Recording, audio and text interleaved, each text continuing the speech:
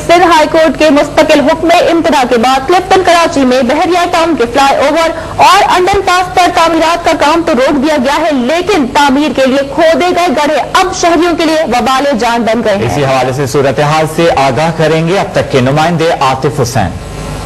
कराची में बहरिया टाउन की जानिब से क्लिफ्टन में 2 अंडर पासेज और फ्लाई ओवर की तामीर का काम रुक चुका है, लेकिन उसके बावजूद हम देख रहे हैं कि साइट के ऊपर तामीराती सामान बिखरा पड़ा है और उसे अभी तक नहीं समेटा गया है, जिसकी वजह से यहाँ पर आने वाले ज़ायरीन को शदीद मुश्किलात का सामना है। और यहाँ पर जो आने वाले लोग हैं उनका ये कहना है कि इस जगह पर गड्ढे खोद दिए गए हैं अंडर पास की तामीर के लिए, और अब जबकि बहरिया टाउन इस बात का ऐलान कर चुका है कि अब वो इस मंसूबे को मुकम्मल करने में दिलचस्पी नहीं रखता, उसके बावजूद न ही इस जगह को इन गड्ढों को पुर किया जा रहा है और न ही इस जगह को साफ किया जा रहा है ताकि यहाँ पर आमदोरफ्त का सिलसिला शुरू हो सके। लोगों को शदीद मुश्किलात का सामना है।